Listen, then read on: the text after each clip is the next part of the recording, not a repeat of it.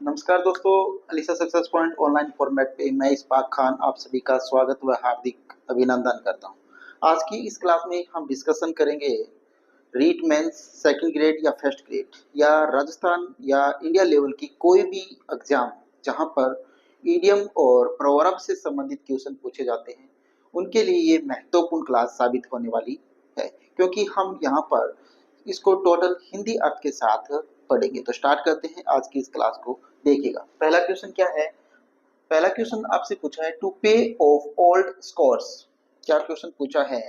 To पे of old scores in the sentence means, यानी इसका अर्थ पूछा आपको। टू पे ऑफ ओल्ड स्कोर्स का सही अर्थ आपको बताना है। तो ऑप्शन ए में इसमें दे रखा है टू हैव हिज रिवेंज, बदला लेना, या टू पे द मनी यानी पैसा चुकाना, या टू स्कोर मार्क्स अंक प्राप्त करना, या सेटल न्यू मैटर्स यानी नए मामले निपटाना। ठीक है।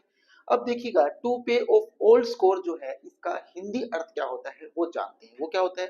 पुरानी दुश्मनी को चुकता करना, यानी पुरानी जो दुश्मनी है उसको चुका देना, सू समेत चुका देना क्या कहलाता है? टू पे ऑफ ओल्ड स्कोर। स्कोर क्या होता है? दुश्मनी। तो यहाँ पर आपको स्कोर दुश्मनी बताएगा। टू पे ऑफ ओल्ड स्कोर्स यानी पुरानी दुश्मनी को चुकता करना क्या कहलाता है? टू हैव हिज रिवेंज, बदला लेना। तो ऑप्शन ए जो है वो इसका क्या हो जाएगा? सही आंसर है वो हो जाएगा। ठीक है। अब पढ़ते हैं अगले क्वेश्चन को। अगला क्वेश्चन क्या पूछा है वो देखिएगा। Giving one self years. क्या क्वेश्चन पूछा है? Means giving one self years का आपको अर्थ बताना है, अपने आप को श्रेष्ठ बताना या दिखाना। ऑप्शन ए है इन डिसऑर्डर ऑफ कंफ्यूजन, भ्रम की स्थिति में। ऑप्शन दो है रेडी टू एक्ट, तैयार होना, यानी कोई भी कार्य करने के लिए तैयार रहना या होना। बिहेविंग एरोगेंटली, घमंड से व्यवहार करना, घमंडी होना, गर्व हो जाना। आउट ऑफ हिज माइंड, पागल होना या पागल हो जाना। तो अब पूछा क्या है? आपसे पूछा है giving one self airs. Airs मतलब हवा देना, अपने आप को कहीं न रहे आपने वो कॉलेज में चल गयो के लागी हवा लागी। ठीक है। कह रहा कहीं के गांव का अपने लिए गांव का अगर कोई शहर में चल गया जो पहले कभी गईडा ना हुआ, तो वह क्या सोचेगा? आप कॉलेज में आ गया, आप स्कूल में आ गया, तो वह गांव में क्या बना हुआ? थोड़ी सी हवा बना हुआ, बाड़ा में हवा मार के थोड़ा ऊंचा खड़ा रखेगा। तो बैंड का जो लोग हो उनके क्या है? गिविंग वन सेल्फ एयर, यानी अपने आप को श्रेष्ठ दिखाने का दिखावा करना। तो यहाँ पर सही आंसर है वो क्या होगा? बिहेविंग एरोगेंटली, यानी घमंड का व्यवहार करना, यानी घमंड दिखाना। तो यहाँ पर जो ऑप्शन तीन है वो क्या है? सही आंसर इसका हो जाएगा। ओके, आगे देखिएगा। अगला क्वेश्चन देखिएगा। अगला क्वेश्चन है to have a dig at. To have a dig at का आपको सही आंसर है वो बताना है। इसका सही आंसर क्या होगा? To have a dig at. Dig at का अर्थ होता है तंज कसना। तंज कसना, किसी की आलोचना करना। तो ऑप्शन जानते हैं। To weed out the grass, घास को उखाड़ना। वीड आउट क्या होता है? उखाड़ना। वीड आउट ये आपसे क्या पूछी जा सकती है? फ्रेज भी पूछी जा सकती है। वीड आउट का अर्थ क्या होता है? उखाड़ना। टू क्रिटिसाइज समवन, किसी की आलोचना करना। To sow seeds in a pot, गमले के अंदर बीज को बोना। शो होता है बोना, सीड्स सॉरी सीड्स होता है बीज, और शो होता है बोना। टू प्रेज समवन, किसी की प्रशंसा करना। तो बताइए इसका सही आंसर है वो यहाँ पर कौन सा होगा? तो देखिए, to have a dig at का अर्थ इसमें बताया है तंज कसना। तंज कसना मतलब किसी के ऊपर कमेंट करना, यानी उसको क्या करना? क्रिटिसाइज करना। ऑप्शन दो इसका सही आंसर हो जाएगा। क्या कह रहा है? टू क्रिटिसाइज समवन, किसी की आलोचना करना। ठीक है। तो यहाँ पर दो ऑप्शन इसका सही हो जाएगा। अगला क्वेश्चन देखिए। अगला क्वेश्चन है बाय फिट्स एंड स्टार्ट्स, यानी कभी कभी होने वाला। टू फिट्स एंड स्टार्ट्स क्या होता है? कभी कभी होने वाला, अनियमित रूप से होने वाला। तो यहाँ पर देखिए इसको पढ़ते हैं। टू फिट्स एंड स्टार्ट्स का सही आंसर इसमें कौन सा होगा? ये कह रहा है कि अनोइंगली यानी परेशान होकर, एंगरली यानी गुस्से से या क्रोध से। ऑप्शन सी इरेगुलरली, अनियमित रूप से या कभी कभी होने वाली, या और फ्योरेसली मतलब बुखार हो जाना। तो बताइए इसका सही आंसर क्या होगा। हिंदी अर्थ यहाँ पर दोस्तों आपको दे रखा है, तो आपको यहाँ पर आंसर करते हुए कोई दिक्कत नहीं होगी, लेकिन इसका हिंदी अर्थ आना आपको जरूरी है। अगर हिंदी अर्थ आएगा तो आप इसको आसानी से कर लोगे, अगर आपको हिंदी अर्थ इसका पता होगा, वरना तो आपको इसको रटना पड़ेगा और रटा हुआ हो सकता है आप भूल जाओ। तो आप इसका हिंदी अर्थ जानने का और लाने का सिर्फ और सिर्फ यही मकसद है कि आपको अच्छी प्रकार से याद हो जाए, क्योंकि हमारे जो स्टूडेंट्स हैं, जो हमारे स्टूडेंट्स को क्या चाहिए, हिंदी अर्थ जरूरी चाहिए। तो वो हिंदी अर्थ जरूर होना चाहिए, इसीलिए वो उसको याद कर पाता है। या इंग्लिश मीडियम के जो स्टूडेंट है उनके लिए तो ये मैटर नहीं करता, ये तो उन्हें परेशान करने वाली बात लगती होगी, लेकिन जो हिंदी के स्टूडेंट है, हिंदी मीडियम के स्टूडेंट है, उनके लिए ये चीज बहुत ज्यादा जरूरी है, ये आप और मैं समझते हैं, है ना। तो अब इसका आंसर बताइए, टू फिट्स एंड स्टार्स का सही आंसर क्या होगा। तो यहाँ पर इसका सही आंसर होगा, वो होगा इररेगुलरली, यानी अनियमित रूप से। तो ऑप्शन 3 इसका सही आंसर हो जाएगा। अगला क्वेश्चन क्या है देखिए दोस्तों, अगला क्वेश्चन है to come to light. To come to light का सही आंसर आपको बताना है। टू कम टू लाइट का अर्थ होता है उजागर करना। क्या करना, उजागर कर देना, बात को ओपन कर देना, खोल देना, ठीक है। टू लिसन प्रकाश डालना। टू शो हिडन एंगर यानी छुपा हुआ गुस्सा दिखाना। टू रिवियल यानी उसको प्रकट करना। टू इरेज डिफरेंस यानी अंतर मिटाना। इरेज होता है मिटाना, इरेजर आप समझते हो, तो इरेज होता है मिटाना और डिफरेंस होता है अंतर, तो अंतर मिटाना। टू कम टू लाइट यानी उजागर करना। तो उजागर करना क्या होता है, टू रिवियल यानी उसको प्रकट कर देना, बता देना कोई चीज को। तो वो क्या हो जाएगा, ऑप्शन 3 इसका सही आंसर हो जाएगा। अगला क्वेश्चन देखिए, अगला क्वेश्चन क्या है, to brush up. To brush up का सही आंसर आपको बताना है। बताइए ब्रश अप का अर्थ क्या होता है, दोबारा सुधारना। क्या, दोबारा सुधारना, to brush up. To brush up, अब उठ के आप क्या करते हो, सुबह पहले ब्रश करते हो, तो उससे समझ लो इसे टू ब्रश अप। हम अपने जो दांत है उसको क्या करते हैं, दोबारा से क्या करते हैं, धोते हैं या उसको सुधारते हैं, ठीक है। अब देखिए टू रिमूव डस्ट, धूल हटाना। टू वॉश विद सोप, साबुन से धोना। टू हाइड, छुपाना। टू रिन्यू, ताजा करना। तो देखिए अपन सुबह क्या करते हैं, ब्रश करते हैं, तो ब्रश करते हैं, ब्रश करने के साथ ही हमारे दांत है वो क्या हो जाते हैं, तरोताजा हो जाते हैं, चमकने लग जाते हैं। तो यहाँ पर इसका सही आंसर क्या हो जाएगा, टू रिन्यू, ताजा करना। टू ब्रश अप का अर्थ क्या होता है, ताजा करना। तो ऑप्शन 4 इसका सही आंसर हो जाएगा। अगला क्वेश्चन देखिए, अगला क्वेश्चन है to break the ice. Break the ice, break the ice मतलब बातचीत को शुरुआत करना, किसी की बातचीत की या किसी भी चीज की शुरुआत करना क्या कहलाता है, टू ब्रेक द आइस कहलाता है। तो आंसर देखिए, टू बी स्ट्रॉन्ग पर्सन, ताकतवर आदमी या व्यक्ति। टू वार्म अप समथिंग, कुछ गर्म करना। To break an awkward silence, असहज चुप्पी को तोड़ना। या to carve out a passage in the mountain, पहाड़ में रास्ता बनाना। तो देखिए यहाँ पर टू ब्रेक द आइस, इसका अर्थ क्या होता है, ब्रेक द आइस का बातचीत को शुरू करना, यानी किसी चीज को शुरू करना। तो यहाँ पर देखिएगा यह क्या कर रहा है, to break an awkward silence यानी असहज चुप्पी को तोड़ना, यानी वो शुरू कर दिया, वो पहले चुप था तो अब उसने क्या कर दिया, उस चुप्पी को तोड़ दिया, यानी बोलने लगा। तो यहाँ पर इसका ऑप्शन 3 है वो सही हो जाएगा। अगला आंसर देखिए, अगला क्वेश्चन देखिए, आंसर क्या देखिए, अगला क्वेश्चन है the idiom break the ice. अब देखिए वहां मैंने ये क्वेश्चन जो टोटली जो ये क्वेश्चन आपके सामने आ रहे हैं वो टोटली क्या है, PYQS क्वेश्चन है, पिछले एग्जामों में पूछे गए ही क्वेश्चन है, अपनी तरफ से कुछ भी यहाँ नहीं लिया गया है, वही ऑप्शन है जो विभिन्न एग्जाम में पूछे गए हैं।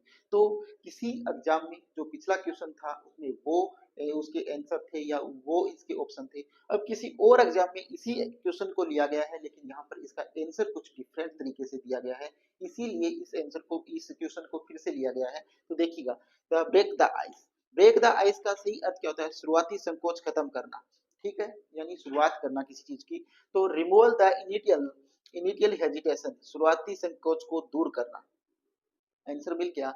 अब देखिए रिमूव द डस्ट, धूल हटाना।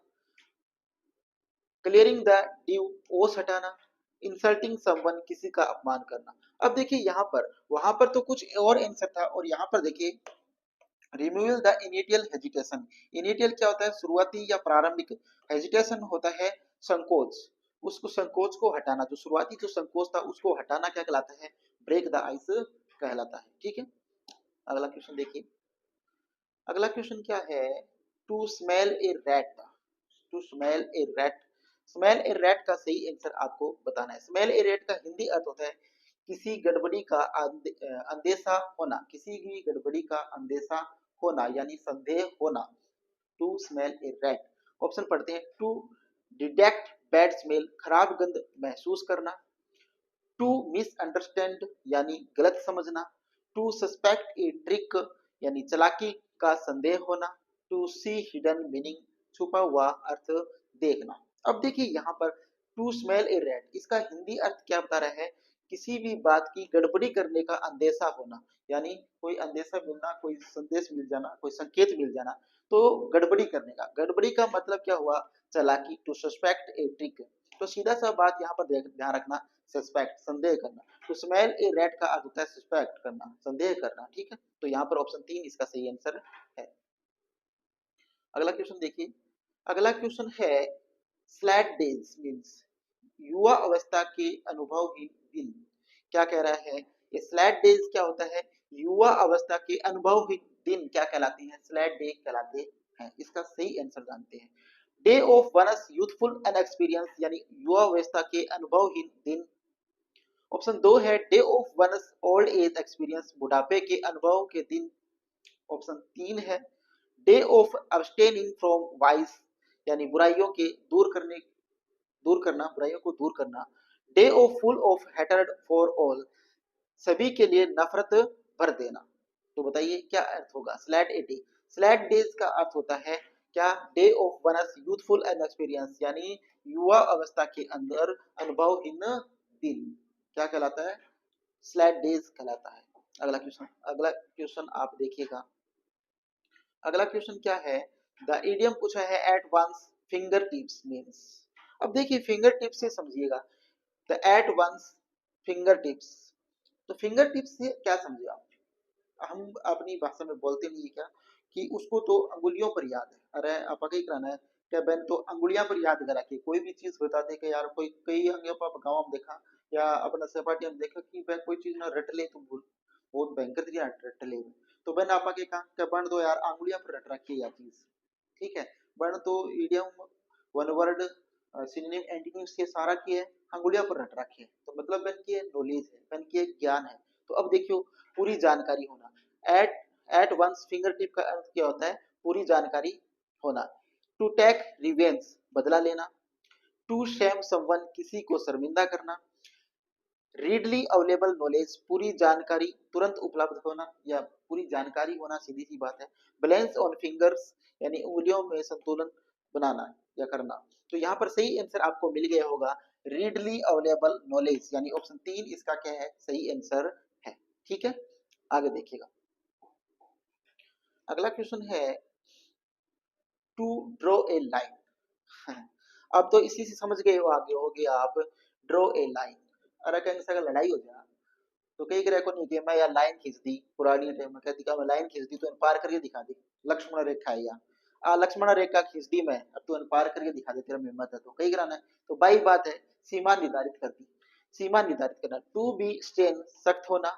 टू फिक्स ए लिमिट, या लाइन खींच दी तो फिक्स कर दिया हूँ इल्ला पास नाजी नहीं मारू मत, सीधी बात आई है। तो ठीक है, टू फिक्स ए लिमिट, तो आंसर तो अपन मिल गया। ऑप्शन देखो, टू क्वेश्चन समवंस, तो चेतावनी देना। एंड इंसल्ट समवन, किसी का अपमान करना। तो ऑप्शन 2 की है वो सही आंसर है।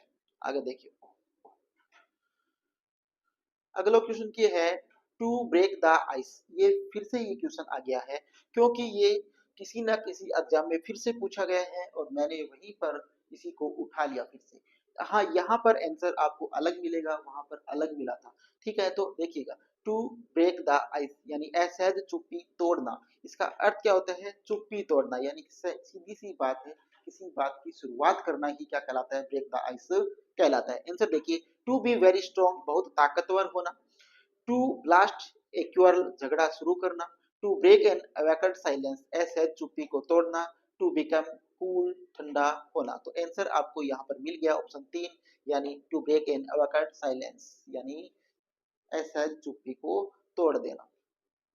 अगला क्वेश्चन देखो, अगला क्वेश्चन क्या है, अगला क्वेश्चन है ए रो डील। ए रो डील का अर्थ क्या होता है? ए रो डील का अर्थ होता है अच्छा व्यवहार ना करना। क्या ना करना? अच्छा व्यवहार ना करना। ठीक है, तो आगे देखिएगा, अनजस्ट ट्रीटमेंट अनुचित व्यवहार, या अनराइप स्टेटमेंट अधपक्का कथन, या अर्ली स्टेज ऑफ बिजनेस व्यवसाय की शुरुआती अवस्था, या कॉन्ट्रैक्ट नॉट फाइनली डिसाइडेड ठेका तय नहीं होना। तो बताइए ए रो डील का सही आंसर क्या होगा? अनजस्ट ट्रीटमेंट यानी अनुचित व्यवहार, व्यवहार अच्छा नहीं है तो क्या होगा फिर? अनजस्ट ट्रीटमेंट हो जाएगा। ऑप्शन ए इसका सही आंसर हो जाएगा। ठीक है, तो दोस्तों मैं आपको एक बात और यहाँ पर बता दूं कि इसी प्रकार की क्लासें हमने वन वर्ड से संबंधित और इडियम फ्रेज और प्रवर्ब से संबंधित बहुत सी क्लासें हमारे YouTube channel Alisa success point पे डाल रखी है। तो आप वहां पर अलीसा सक्सेस पॉइंट पर जाइए, उसको सब्सक्राइब कीजिए, हमारे चैनल को सब्सक्राइब कर अपने दोस्तों तक शेयर कीजिए, और हमारी इस क्लास को और दूसरी क्लास को लाइक करना ना भूलिएगा। अब देखिए आगे देखते हैं अगले क्वेश्चन को। अगला क्वेश्चन है spick and Spain. Spick and Spain का अर्थ आपको बताना है। बिल्कुल साफ सुथरा, spick and Spain, neat and clean, साफ सुथरा। ठीक है, क्लीन एंड थिन, दुबला और पतला, हेल एंड हार्टी यानी स्वस्थ और तंदुरुस्त, ऑनेस्ट एंड ट्रू, ईमानदार और सच्चा, नीट एंड क्लीन। आंसर क्या हो जाएगा? Neat and clean. Spick and Spain का जो सही आंसर होगा वो क्या होगा? नीट एंड क्लीन होगा। अगला क्वेश्चन देखो, अगला क्वेश्चन है let bygones be gones. Let bygones और बी बाइगोन्स का सही आंसर क्या होगा? बाई पुरानी बातों को भूल जाना। क्या होता है? पुरानी बातों को भूल जाना। रिसिस्ट द पास्ट, अतीत का विरोध करना। रिवाइव द पास्ट, पुराने को दोहराना। इग्नोर द पास्ट यानी अतीत का अनदेखा करना या पास्ट को भूल जाना या पास्ट की उपेक्षा करना, या रिकलेक्ट द पास्ट, अतीत को याद रखना। तो यहाँ पर ये क्या कह रहे हैं? लेट बाइगोन्स बी बाइगोन्स यानी पुरानी बातों को भूल जाना, तो इग्नोर द पास्ट यानी अतीत का अनदेखा करना, यानी ऑप्शन 3 इसका सही आंसर हो जाएगा। अगला क्वेश्चन देखो, अगला क्वेश्चन क्या है? हिज गिफ्ट ऑफ द गैब। अब देखिएगा, हिज गिफ्ट ऑफ द गैब, गैब सॉरी गैब का अर्थ आप ध्यान रखना बोलना। क्या? बोलना। तो यहाँ पर देखिए अच्छे बोलने की कला क्या कर रहा है? हिज गिफ्ट ऑफ गैब यानी अन भगवान की एक इसी कला दे रही है कि अन बोलने की बहुत ही शानदार तरीके से बोलना, वो बात रखने को तरीको है, वो लहजा है, वो बहुत ही शानदार है। तो वो ध्यान रखो, हिज गिफ्ट ऑफ द गैब। गिफ्ट ऑफ द गैब का अर्थ होता है इसे बोलने का जो इसका तरीका है वो बहुत ही अच्छा है, सहज तरीका है। तो अब देखिए एविडेंस ऑफ प्रॉमिस, वादों की बहुतायत, या परसीव्स स्पीच, प्रेरक भाषण, या पॉलिटिकल इंसाइट, राजनीतिक समझ, या नेचुरल स्टाइल ऑफ स्पीकिंग, बोलने की स्वाभाविक कला। ठीक है, जो भगवान के द्वारा उसे दी गई है। तो यानी ऑप्शन 4 इसका क्या है? सही आंसर हो जाएगा।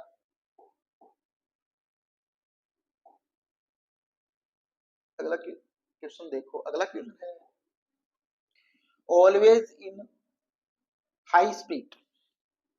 ऑलवेज इन हाई स्पीड, इसका अर्थ हिंदी अर्थ होता है हमेशा उत्साही रहना, हमेशा खुश रहना, हमेशा प्रसन्न रहना। टोकेटिव होता है बातूनी, ड्रंक होता है नशे में, और क्लैंक्यूअल होता है बोलचाल की भाषा। बोलचाल की भाषा क्या होता है? कोलैंक्यूअल होता है, और चीरफुल होता है खुश मिजाज पर्सन। तो इसका सही आंसर क्या हो जाएगा? ऑलवेज इन हाई स्पीड का आंसर हो जाएगा हमेशा खुश मिजाज रहना, पर्सन रहना, चीरफुल रहना। ठीक है, अगला क्वेश्चन देखिए, अगला क्वेश्चन क्या है? In the doldrum. डोलड्रम क्या होता है? इन द डोलड्रम का आंसर आपको बताना है। इसका हिंदी अर्थ होता है उदासी में रहना या उदासी में होना। जुबिलियंट आनंदित होना, एग्रेसिव आक्रामक होना, सैड एंड डिप्रेस्ड उदास और मायूस होना, असरेटिव यानी आत्मविश्वासी होना। तो बताइए इसका सही आंसर क्या होगा? क्या पूछा है? इन द डोल्ड्रम, उदासी में होना। उदासी में होने का सही आंसर होगा सैड एंड डिप्रेस्ड, उदास और मायूस होना। इसका सही आंसर हो जाएगा ऑप्शन 3। ओके, आगे देखिए अगला क्वेश्चन क्या है। अगला क्वेश्चन इसने पूछा है reads between the lines. Read between the lines का हिंदी अर्थ देखिए पहले, छुपा हुआ अर्थ जानना। देखिए रीड बिटवीन द लाइन्स, आप अपनी भाषा में इसको समझे तो रीड बिटवीन द लाइन्स की लाइना बीच में पढ़ना, लाइना बीच में पढ़नो। तो बेंगो अर्थ क्यों है? लाइना बीच में कोई चीज आप पढ़ांगा जिया एग्जाम में क्वेश्चन आवे, तो क्वेश्चन किताब जो आपने थ्योरी दे रखी है बेंगो क्वेश्चन घटू ही बना के दे दी, तो आप पूरी थ्योरी पढ़ना तो बेंगो बीच में पढ़ा ली तो आप क्यों है बेंगो अर्थ जाना टोटल चीज को। तो वह क्यों है रीड बिटवीन द लाइन्स, यानी छुपा हुआ अर्थ जानना, यानी रीड द अल्टरनेटिव लाइन्स, विकल्प की पंक्तियों को पढ़ना। डिस्कवरेज डिस्कवर्स हिडन मीनिंग्स, छुपा हुआ अर्थ ढूंढना, यानी रीड अटेंटिवली यानी ध्यान से पढ़ना, या रीड क्रूजली यानी सरसरी तौर से पढ़ना, यानी जल्दी जल्दी पढ़ना। ठीक है, तो रीड बिटवीन द लाइन्स का जो सही आंसर होगा वो होगा डिस्कवर हिडन मीनिंग, यानी छुपा हुआ अर्थ ढूंढना। ठीक है, तो यहाँ पर ऑप्शन 2 इसका सही आंसर है। अगला क्वेश्चन देखो, stand by me through thick and thin, हर परिस्थिति में साथ देना। क्या कह रहा है ये कि stand by me through thick and thin, stand by me through thick and thin, यानी थिक एंड थिन का मतलब हर परिस्थिति में, हर हालात में उसने मेरा साथ दिया, और वो देता कौन है? सिर्फ दोस्त। दोस्त ही दे सकता है जो हर कैसी स्थिति कैसी भी हो, अगर सच्चा दोस्त है तो वो हमेशा सुख और दुख में खड़ा रहेगा, हमेशा साथ देगा, तो वो सच्चा दोस्त होता है। और सच्चे दोस्त की पहचान भी कब होती है दोस्तों? तभी होती है जब इंसान के ऊपर कोई मुसीबत आकर पड़ती है, या मुसीबत में जब इंसान होता है तो उसके सगी संबंधी हो या उसके रिश्तेदार हो, उसके भाई बंधु हो या उसके परिवार के लोग हो, उसके दोस्त हो, कोई भी हो, एनीथिंग इज देयर, उसका तभी पता चलता है जब वो क्या हो, मुसीबत में हो। और जो लोग मुसीबत में हो और उसका जो साथ उसका देते हैं वो लोग हमेशा उसके साथ रहते हैं। दोस्तों ऐसे लोगों को हमेशा याद रखना चाहिए, उनका सहयोग करना चाहिए। तो आपके भी दोस्त ऐसे होंगे बहुत सारे जो आपकी हर मुसीबत में आपका साथ देते हैं। तो अब देखिए आंसर को, stand by me through thick and thin की हर परिस्थिति में साथ देना, तो अंडर नो कंडीशन किसी भी हालात में नहीं, इन गुड कंडीशन अच्छी स्थिति में, इन ऑल कंडीशन हर परिस्थिति में, इन बैड कंडीशन बुरी खराब स्थिति या बुरी स्थिति में। तो इसका सही जो आंसर होगा वो होगा इन ऑल कंडीशंस, यानी हर परिस्थिति में जो साथ देता है वो थिक एंड थिन कहलाता है। ओके, आगे देखिए अगला क्वेश्चन क्या पूछा है, to weather the storm. To weather the storm, to weather the storm है मुसीबत का सामना करना। अब देखिए सीधी सी बात है, स्टॉर्म यानी तूफान, तूफान आएगा तो मुसीबत आएगी, जाहिर सी बात है। सब जानते हो कि अगर स्टॉर्म आ गया, तूफान आ गया तो हमारे सामने क्या आएगी? इधर वाले को छोड़िए, स्टॉर्म को ध्यान में रखिए कि अगर तूफान आएगा तो सीधी सी बात है क्या आएगी? मुसीबत आएगी। तो मुसीबतों का सामना करना, यानी तूफान आएगा तो मुसीबत आएगी, और मुसीबत आएगी तो उसका सामना करना पड़ेगा। तो यही इसका अर्थ होता है मुसीबत का सामना करना। To be to be out in a bad weather, खराब मौसम में होना। To survive in difficult times, कठिन समय में टिके रहना। To make a fuss over something, बड़ी बात बनाना। या टू फील हैप्पी, खुश होना। तो अब देखिए, अब मुसीबत आ गई और मुसीबत में डटे रहना, जो उसका सामना करना क्या कहता है? सर्वाइव इन डिफिकल्ट टाइम्स या डिफिकल्ट सिचुएशन, तो कठिन समय में टिके हुए रहना इसका सही आंसर होगा। अगला क्वेश्चन देखो, अगला क्वेश्चन है to pull through. To pull through का अर्थ क्या होता है? कठिन परिस्थिति से बाहर निकलना। अब तूफान आया तो अब तो हमने उसका क्या क्या डट के सामना किया। अब कह रहा है to pull through, to pull through का अर्थ होता है उस कठिनाई या उस परिस्थिति से बाहर निकल जाना। पुल टू पुल थ्रू का अर्थ क्या होता है? कठिन परिस्थितियों से बाहर निकल जाना। तो यहाँ देखिए, टू पुल विद स्ट्रेंथन यानी शक्ति से खींचना, या to use a lot of energy बहुत ऊर्जा लगाना, या टू रिकवर स्वास्थ्य होना या टू कंट्रोल नियंत्रण करना। तो बताइए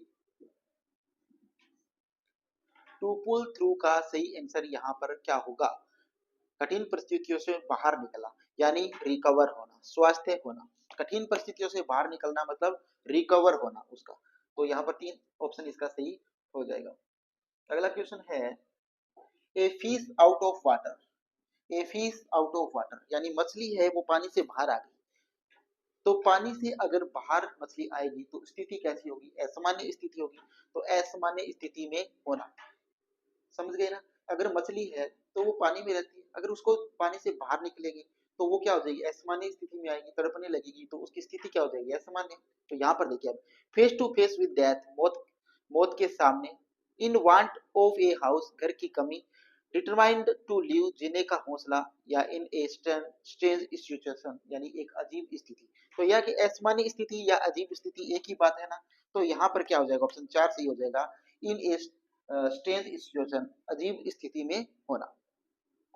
अगला क्वेश्चन देखिए जो आज की इस क्लास का अंतिम क्वेश्चन, और फिर हम आपके लिए वोकैब से संबंधित महत्वपूर्ण 25 क्वेश्चन की क्लास हर दिन लेकर आते हैं। तो उसी प्रकार ये आज की इस क्लास है जो 25 क्वेश्चन में है। ए विल्ड गूज चेस, बेवजह की तलाश। ए विल्ड गूज चेस का सही आंसर आपको बताना है, बेवजह की तलाश। यूजलेस इंटरप्राइज, निरर्थक उद्यम। टू मैक चेस, पीछा करना। ए प्लेजरेबल हंट, आनंदपूर्ण शिकार। या विल्ड एडवेंचर, जंगली साहसिक कार्य। तो बताइए इसका सही आंसर क्या होगा? ए विल्ड गूज चेस, बेवजह की तलाश करना। बताइए इसका सही क्या होगा?